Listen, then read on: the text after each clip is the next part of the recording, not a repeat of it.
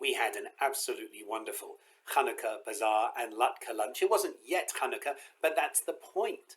The point was we had so many vendors that you could come and buy pre-Hanukkah gifts, and we had hundreds of people coming into our community for that, as well as to eat latkes.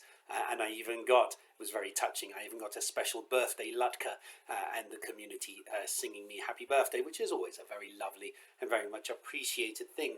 And we had our younger people in the community all milling around, singing songs, and even engaging in a wonderful quiz, a moving quiz, like a quiz maze it was called. It was really wonderful.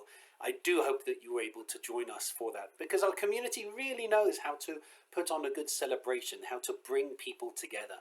And that to me is one of the most important aspects of a temple. Not just prayer, not just education, but a place to gather, a place to be together, connecting, catching up with each other, learning about each other's lives, and just supporting each other, being interested in each other.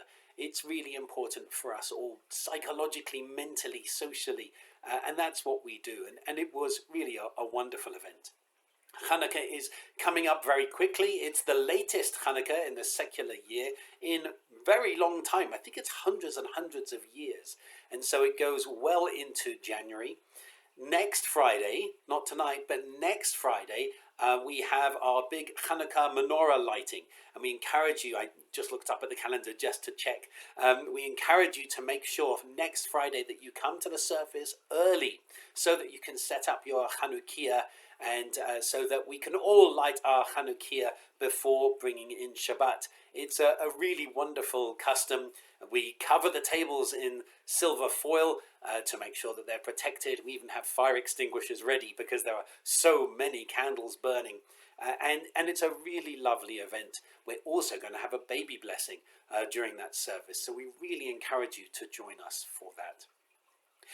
This coming Shabbat, Aaron, Fred and I are leading the service. Tomorrow morning, our Torah study is on dreams. I had a wonderful conversation with one of our vendors, in fact, at the Hanukkah Bazaar about her work with dreams. And of course, our Torah portion this week is Vayeshev. I shouldn't say of course, you may not have known. Our Torah portion this week is Vayeshev. It starts with Joseph's dream of his brothers bowing down to him. I talk about that in the sermon, and how bizarre a dream to share with your brothers. Hey brothers, you're all going to bow down to me. Of course that was going to create resentment. But we're going to look at dreams.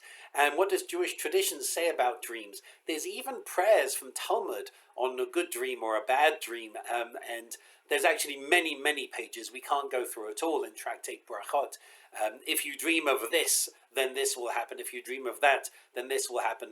I've deliberately excluded some of those texts. Some of them get very disturbing.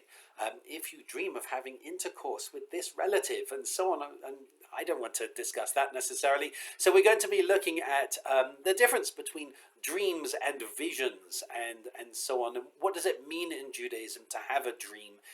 How do we interpret dreams? Who can interpret dreams? It's a very interesting discussion, and I really hope you'll be able to join us for that. And I'm going to be talking as well tomorrow, a little bit of a teaser. I'm going to be talking tomorrow about something that I'm hoping to start, which is the Ritual Renewal Collaborative. And this follows on from one of my High Holy Day sermons, where I talked about the importance of religiosity as well as religion, and how it's really important that all movements start by seizing upon religiosity, and we need to increase religiosity. But all movements, and I would say including the Reform movement, tend to become the established religion instead. And this form that they have, the form that was originally designed to really stimulate religiosity, becomes religion, which can become quite staid. And so it's really incumbent upon us to really take the name of our movement, Reform Judaism, and to work out how do we reform it. What is possible today? How do we take pre-existing forms of prayer, of liturgy, of spiritual expression, and make sure that they inspire religiosity, that they create religiosity? And I believe it's the role of a temple like ours to try to find as many different spiritual avenues as possible. And so we're going to be turning to you, the members, during the coming year to explore this. And you can come at it from the perspective of a poet or an artist or a yoga practitioner or movement specialist or a young person with differing perspectives on gender and on liturgy and on God, theology in general. You can come at it from somebody a perspective of a much older person who's seen differing forms of Judaism, and this is what works for you and what doesn't. And the idea is that we're going to, especially in 2025, in the secular new year, we're going to start really using Shabbat mornings as a place to test and to explore these differing modes of spirituality, which for me is very exciting. I came from a much more conservative background. The temple that I belonged to in England, the Reform movement in England is like the conservative movement in America. And I came from the most conservative of those. And so it was a good fit at the time. But I missed certain things, that spark, that religious spark, the religiosity.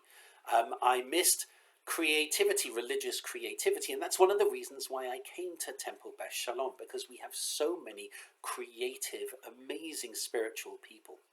And so I'm planting the seed now to keep an eye out for this, because we're going to announce it more. I'm going to mention it as well tomorrow during Torah study, and we're going to announce this even more in the coming weeks, because I'm hoping that as many members of the community as possible will be able to add your thoughts on what does it mean to me to explore spirituality, and how can we in the community do that together in an authentic Jewish way. And it's my role to determine what is with, or to guide the community to help us to determine what is an authentic Jewish way. Because authenticity is not just doing it the same way that we have always done it. Of course not. We know that because we can open up the Siddur and say, this prayer was introduced at this time, and this prayer was introduced at this time, and this melody was introduced at this time. And Jewish prayer has always changed. Jewish spirituality has always changed. Jewish modes of meditation have always changed.